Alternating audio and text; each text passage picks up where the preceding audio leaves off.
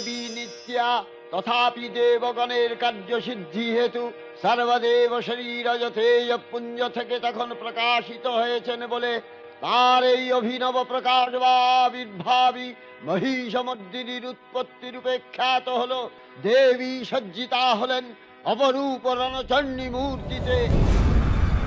হিমাচল দিলেন সিংহবাহন, বিষ্ণু দিলেন চক্র পিনাকপাণি, শঙ্কর দিলেন শূল, যম দিলেন তার দণ্ড, কালদেব সুতীক্ষ্ণ খড়গ, চন্দ্র অষ্টচন্দ্র শোভাচর্ম দিলেন, ধনুর্বাণ দিলেন সূর্য, বিশ্বকর্মা অভেদ কর্ম, ব্রহ্মা দিলেন অক্ষমালা কমণ্ডলু, কুবের রত্নহার, সকল দেবতা মহাদেবীকে নানা অলঙ্কারে অলঙ্কৃত ও বিবিধ প্রহরণে সুসজ্জিত করে অসুর বিজয় যাত্রায় যেতে প্রার্থনা করলেন।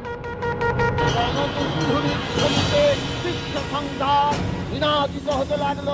যাত্রার পূর্বে সুর নর লোকবাসী সকলেই দশ প্রহরণ ধারিণী দশভূজা মহাশক্তিকে ধ্যান মন্ত্রে করলেন অভিবন্দন।